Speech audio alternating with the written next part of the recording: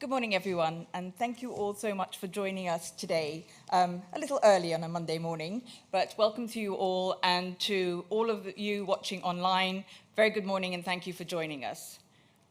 We're here today to address what we all now accept is the reality, a reality that our machinery and model of government, our mother of all parliaments, is not fit for the 21st century. That the rules, principles, scrutiny, workplace culture and governance that we have all come to expect in other places simply is absent from our corridors of power. Far from being a beacon of principle, inspirational leadership, we have witnessed the descent into a pound shop parliament that is failing us all. Rather than debating how we got here, how the rot got into Parliament, True and Fair is focused on policies and proposals that can move us forward and address the systemic failures, to fortify the foundations for a fairer, more effective democracy that focuses on compassion, caring, and common sense. The reality is that our good chap model is broken. It is over in Westminster. It has been tested and found to be seriously wanting. But as long ago as 1879, Gladstone described that good chap model as being presuming more boldly than any other system that people would behave with good sense and good faith. That may have worked in 1879, but today, 144 years later, it simply is not. First and foremost, the existing good chap model lacks transparency and accountability. Decision-making processes are shrouded in secrecy and a lack of accountability that was so seriously exposed during the pandemic and over the last few prime ministers that we've seen from the Tory government. A system and weak processes that foster corruption and cronyism. They undermine public trust and perpetuate a culture that distances government from those that they are governing, a culture of them and us. To deny the need for reform and a reset in the way our machinery of government operates is simply, in my view, intellectually dishonest. It is morally bankrupt and needs to be changed. Those who defend the status quo are simply defending themselves and do not care about us. We have a debilitating democratic deficit. Politicians putting party before people, personal interest before people's issues. The very people we elect, pay and expect to represent us are often working against us. We all deserve so much better. To still be operating a machinery of government, a parliamentary and voting system that have their roots in a bygone era is not naive, it is simply failing. Failing us every day that it operates. Every personal issue that concerns and affects everyone in this room, everyone looking online, everyone around our country is affected by what happens in Westminster. Politics is personal because every personal issue you worry about is decided by politicians, by policies, by laws that they pass. To ignore the fact that it is failing is to ignore it at our peril. We can no longer avoid the glaring reality that our political system is polluted. What we need now to do is to propose change. It is no longer about who is in power. It is about what they do when they are in power. It's about the very foundations of our democracy. Irrespective of who is in power, they should be answerable to us, the people. I and my true and fair colleagues here today believe we deserve a government that is transparent in its actions, accountable for its decisions, and responsible to the voters that put them in place. Today, we are launching part 1 of our manifesto, Chapters for Change, Fixing Our Broken Politics. Part 1 will focus on our core beliefs of cleaning up politics, modernizing our democracy, and combating corruption. We propose contractual obligations for MPs to hold constituency surgeries for at least 38 weeks a year. The House of Commons mandated to sit for at least 38 weeks a year. For MPs who are found to be wanting and sacked, not to actually receive severance pay. For MPs who do not turn up in Parliament to do the job we pay them for, to automatically trigger a by-election. For an MP school, induction programs, so that people from all walks of life can enter that place, that we attract great talent from around our country, not just people who have gone to a small elite number of schools. Electoral reform, a given. It is time. A new democratic bank holiday, a democracy day, to celebrate the fact that we have freedoms, rights, to protect them, to educate about them, and to make that a compulsory day of voting. But reforming the good chap model does not mean disregarding the values and principles it was built on. It means fortifying and building upon those foundations to create a system that is better equipped to tackle the challenges of the 21st century and to make sure that we leave our politics, our democracy, and our parliament in a better shape for future generations than we have to date. To make sure that they have a machinery of government robust enough to face the challenges, the many challenges that they have coming down the tracks. Part one of our manifesto, we are daring to envisage a future of good government, where our taxes are used carefully, competently, and efficiently, not given to chums or cronies or companies where an MP may get a lucrative job after they've left Parliament. It's time to put the Ministerial Code into law via an Ethics in Public Office Act, which may have stopped some of the madness we've seen in the last 18 months. It isn't going to resolve everything, but we must start, and we must start now. Let's stop talking and start acting. It's time to harness reforms that can unlock greater trust from the public, greater engagement and participation. The polls for the next general election are very worrying. They show that mistrust will lead to such a low turnout that in effect, we do not have a proper functioning democracy. Our proposals are not along party lines. They transcend party lines. They're about building governance in government. Is that not just plain common sense? Those who deny it and put their heads in the sand are actually denying us, are denying that we need to do things differently. The long-established parties may put their heads in the sand, but we're willing to shout, to go out around the country and talk about the reforms that are needed. If they want to take our policies, they are most welcome. If they do not, we will fight for every vote in the seats that we are standing. Today's manifesto is just part one, fixing our broken politics. In part two, we will address the three big E's: economy, environment, education. And in part three, we will address increasing access to justice and fairness for everyone in our society. These are roadmaps for a more resilient future. That is what we as a small party can do.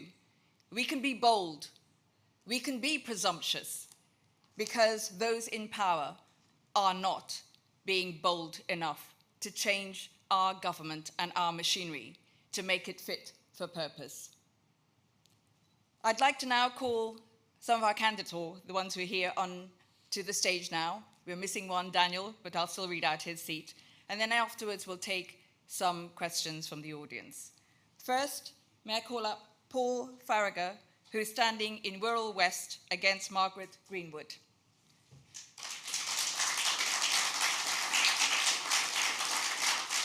Helen Wetherall, standing in Derbyshire Dales against Sarah Dines. Alan Victor, standing in Mid-Bedfordshire against maybe Nadine Dorries, who knows. Georgia Elliott-Smith, standing in Hertsmere against Oliver Dowden.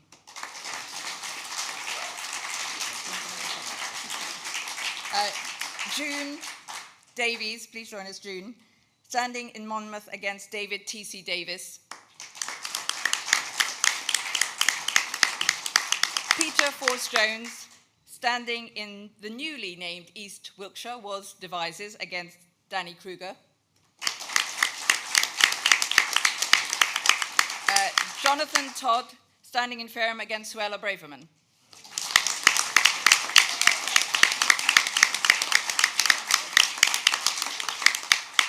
And our ninth candidate, who can't be with us today, Dr. Daniel Roy Connolly, standing in York Outer against Julian Sturdy.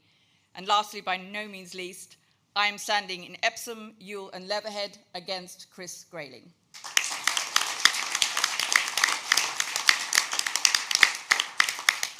So Questions from the audience?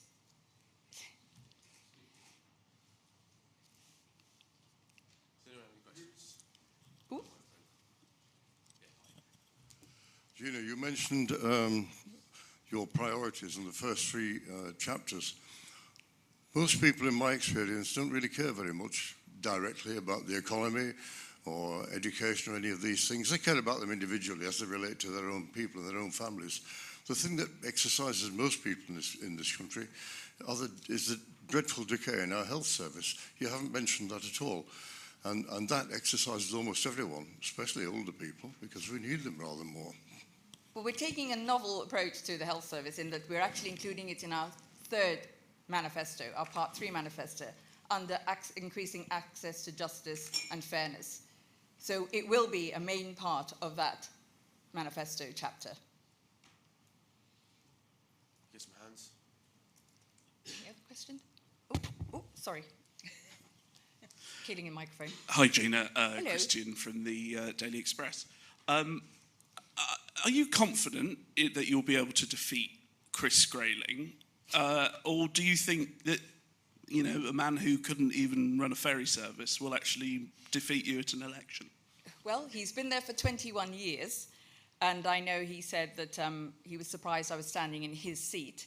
But it is not about Chris Grayling. It is about offering the people of Epsom, Ewell and Leatherhead a better vision, a vision of a future where I respond to their local needs in the constituency and on a national level, that it's not about just repeating the party line, but actually standing up for a reformed democracy. So yes, I do. I mean, there is no other, in not just my seat, but also in all our seats.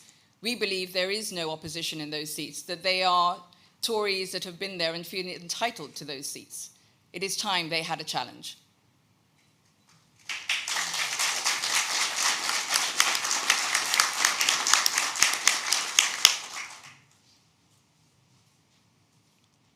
Hello, I'm Jane Reid from York. I support Hello, Daniel.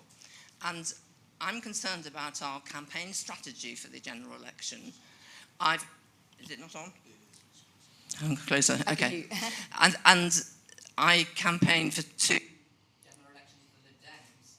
And they, of course, use leafleting and all that kind of thing and canvassing on the street. But we don't have the foot soldiers for that.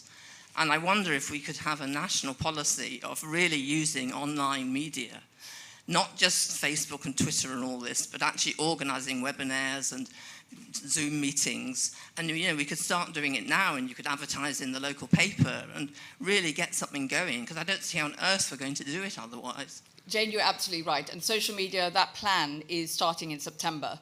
I've just taken on a new campaign director, somebody who worked for Independence, the Teals in Australia. So that's exactly, they mobilised online. We haven't got the time to knock on 10,000 doors, etc.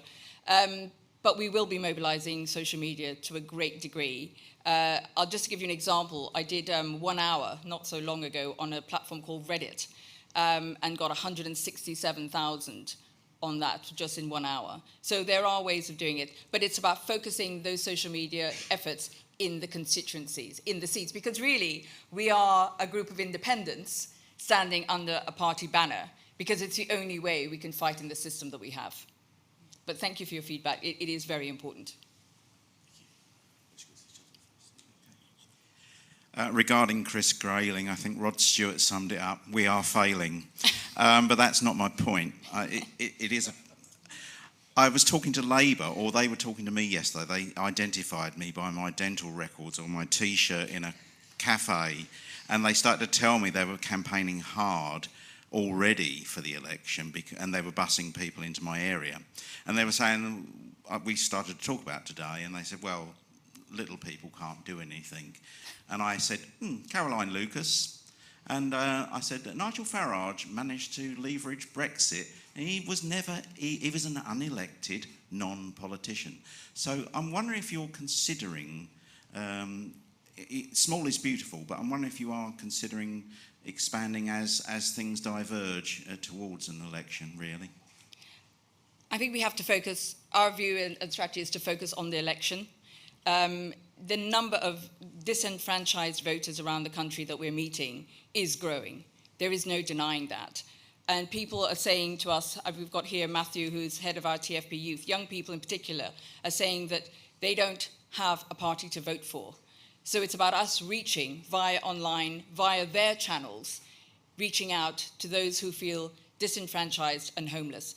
And that is what worries us so much, is we set our stall out, that's what we will spend our time doing, and people can decide if they like what we're saying. That is as much as we can do in the time, because one of the most unfair disadvantage we have is that we have no idea when the general election is going to be. We hear rumours from this autumn to next autumn.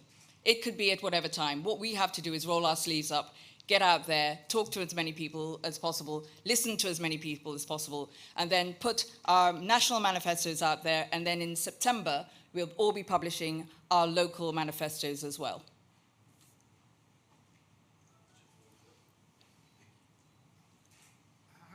How quickly do you think the United Kingdom could rejoin the EU? Can you explain the policy and your strategy for that in the campaign? We believe it's possible in a 3-year time frame. I did write an op-ed in The Independent where I spell out exactly how that's possible. And everyone I've spoken to in Europe says it's a political choice. The rest of it comes after. It's about the politics. And so we see, with the damage that is evident day by day, that we need to start that process now.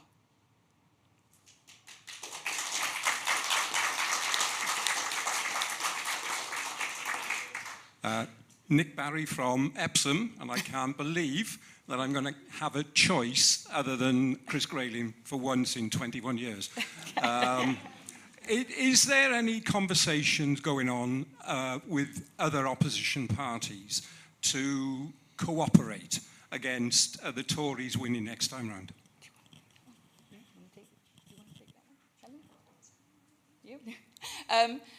We are having quite conversations, but it doesn't quite work like that, because whatever the national policies are, the local parties will decide what they want to do. I would love to say that because we have avoided Labour's top 150 target seats and we've avoided the Lib Dems' top 50 target seats, that they would do the same. They know we're here, they know what we're doing, we know where their targets are. That is as much as we can say. Concentrate, focus on the seats where we can win, and then we can have a Tory defeat. Do not presume, and that is my message to all the political parties who are opposed to the Tories. Do not presume it is going to be a Labour landslide in the next general election. We should be focusing on the seats where we have the best chance to win.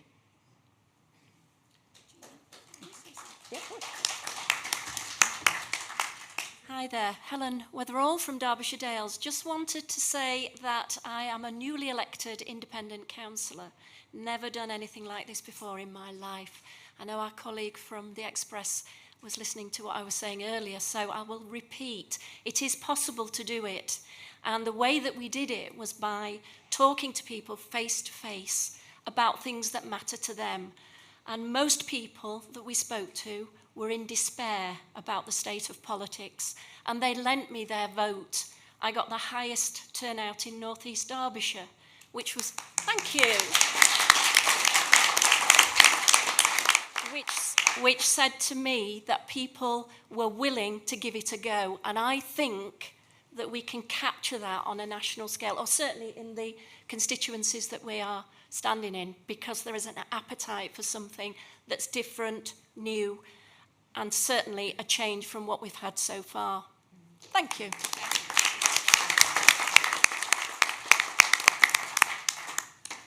Oh, hello, it's Rosalind Stevens from the Civil Society Alliance. That's better, isn't it?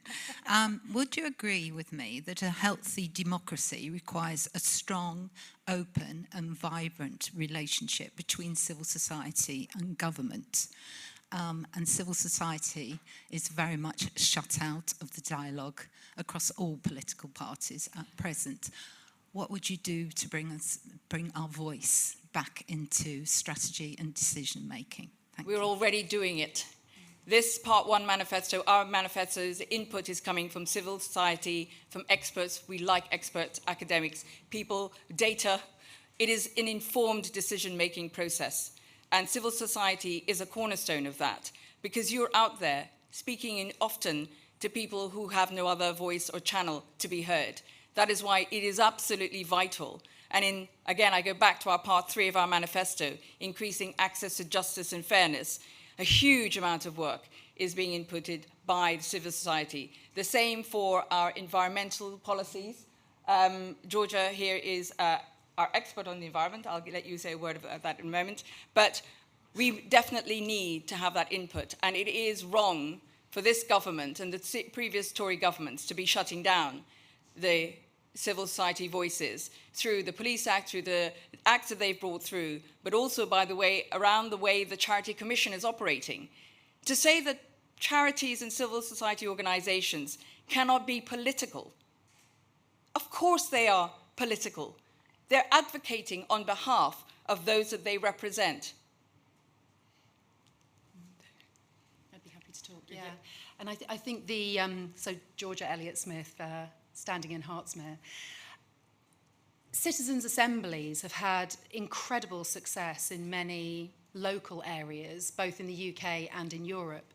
And I think, you know, I have felt for a long time, and I think it's fabulous that, you know, as a party, we're also recognising that it's such a tragedy that you only as a voter get to come out to the polls once in a blue moon, you cast your vote, and then that party doesn't necessarily represent you. Your MP is told by the whip how they ought to vote, and so you end up with a real travesty and an MP representing you who doesn't really speak for you at all. And so we're talking about much better use of citizens' assemblies where we can get representatives from civil society together to really deliberate over important policy points and really get that community voice back into politics so that our elected representatives really know how we feel and can truly represent us.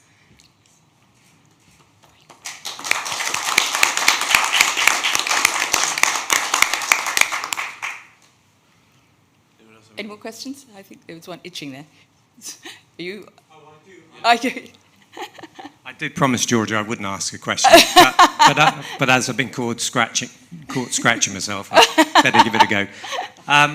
I've been really attracted by your kind of bold and radical approach to undermining inherited privilege and the effects of that. Would you be bold enough to commit to deconstructing the monarchy and public schools that are the embodiment of inherited privilege?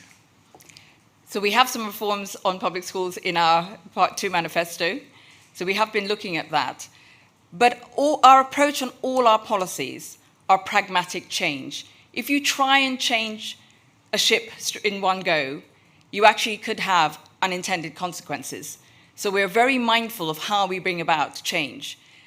For example, on public schools, the idea of just ending all public schools.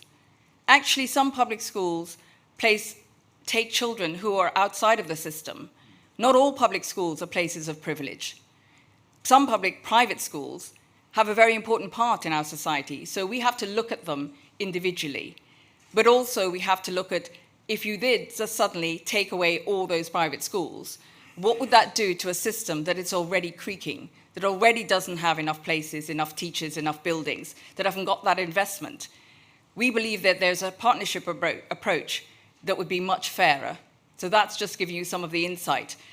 I would love to say that we could be like Singapore and that there are no private schools or public schools. We may get to that in the future when we have a proper functioning educational sector. Our educational sector is in crisis.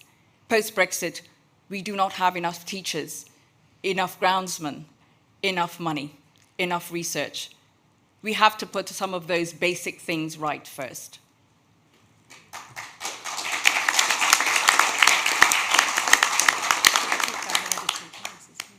We're getting rid of hereditary peers, though. I was going to say there are quite a few. On the House of Lords, I would say this, though, on that, is that hereditary peers would go, and we say, I think there is a fundamental debate to be had about the House of Lords, which is, what is the role of the House of Lords? If, as we believe, it is a legislative oversight chamber, and you look at every appointment through that lens, you have a very different House of Lords.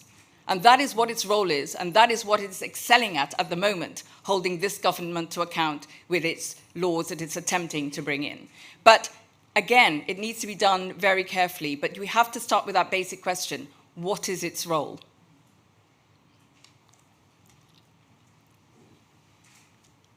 I see another question. Oh, one here. What's the position on the issue of immigration? Because I'm thinking we need to fight fire with fire, and the other parties are really using that to dog whistle and, stoke division and hatred, but people are listening. So what is our response or our position or standing statement? We are, again, it will be in another part of our manifesto, but we would not see immigration on its own. Securing our borders and investing in border forces, in better public services, in making sure that we have the right quality and caliber of people in our field of service, all of those things are connected.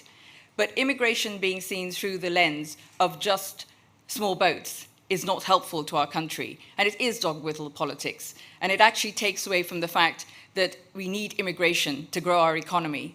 We need immigration to ensure that we actually have productivity. We are not a country that can just close our doors. Last question over here. Good morning, Gina. Terry Knott, representing perhaps 5 million Brits outside the UK, as you well know. And thank you for all that you've said today. It really strikes a common chord for all of us. I'm absolutely delighted to be here today from the south of France. I've lived down there for 14 years, but I follow you every day closely. And we've talked about disenfranchisement, and we've mentioned the B word. Rome wasn't built in a day, and nor was our improved links with Europe again. Like you, I'm a firm believer that we have to take one step at a time. We've got to build back within UK, but we also need to build back our links with Europe. And perhaps for the Daily Express readers, there is a very strong movement within the UK to rebuild links with Europe. If we tried to reverse Brexit now, it wouldn't work for a number of reasons. And I'd need an hour to explain that. But what we can do is rejoin the single market, and we can reform the current customs union, somewhere along the lines of Switzerland or Norway. But I come back to your central point, which is about building back within the UK. And I congratulate True and Fair, under your leadership, for setting out on that long, rocky, but worthwhile road. Thank you, Gina. Super. Not question, but maybe a place to end. We'll all be joining you on the floor, so if you do have any questions, do come and speak with us. The manifesto is now live on the website, as is the press release from today. The timetable for the other two manifestos parts will be later this year, and then we will be refining them and bringing them together in one document for an election, which may be next spring, maybe in the Express, who knows, next autumn, we don't really know. But I would say this, finally, before we end today. We have to be bold, if not for one reason, and that reason is the stewardship we must exercise for future generations. We cannot leave our society, our economy, our country in its state it's in at present, and walk away from the responsibility we owe future generations. We simply cannot. I just wondered before you finish. Okay, that's fine. Could it, to the panel, just speak to the cabinet, just say one thing they want to do? I'm not going to kill them. If they could, just one thing. For your local, from you, Jonathan. I'd like to beat Suella Braverman.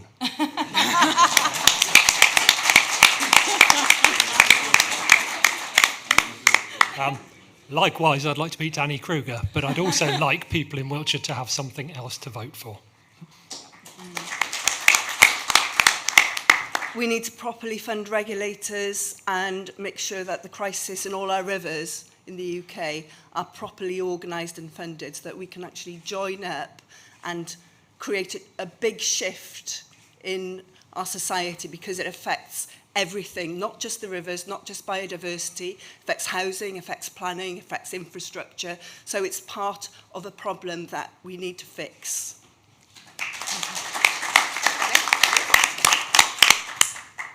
I really want to reach out to the people in Hertsmere who are just disgusted with politics. You know, I speak to people every day who say, oh, God, you know, they're all the same. We can't trust any of them. Politics is nothing to me, and are saying they're not even going to vote.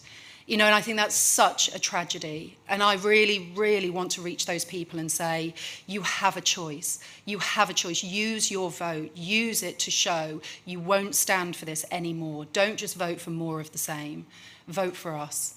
That's what I really want to see. And we have local policies as well about protecting the greenbelt, which I feel passionate about. But I think that one thing about reaching out and touching people who are so disillusioned with politics is the thing that I want to see.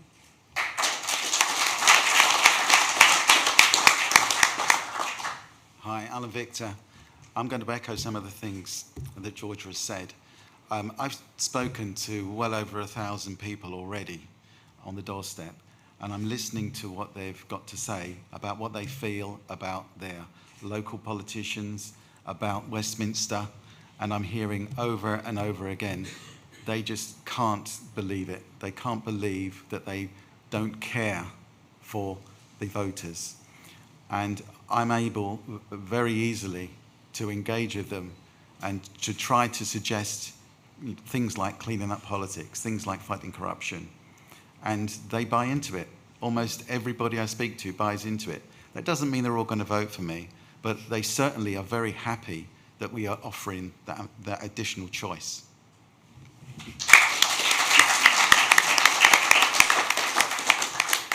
Hi there. In Derbyshire Dales, a very rural community, I want to tackle isolation and loneliness. The farming community feel bereft. They feel that they've been let down. Brexit was a hope for them that is now dashed. And mental health in the rural community is very, very poor. I want to make that my mission for Derbyshire Dales, and that's what I'll be campaigning on, along with lots of other stuff as well, including second homes. But we won't go there.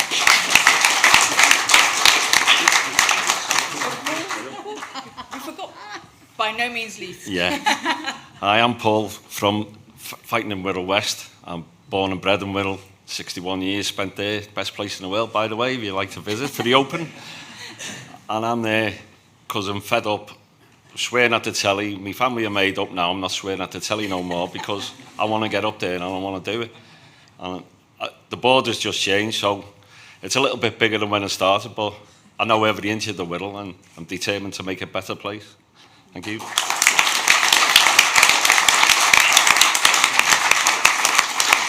I think in answer to your question, Carol, we are all passionate people who think it's time to stand up.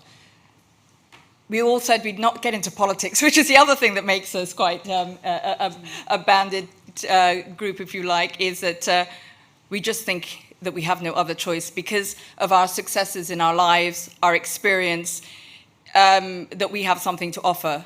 And I just finally say that if you look at what some of the female politicians have been saying this last week, people who are saying that they cannot stay in that place because of the toxicity, we have the experience, we're tough, we're going to fight to make sure that we're in there and reform it from within.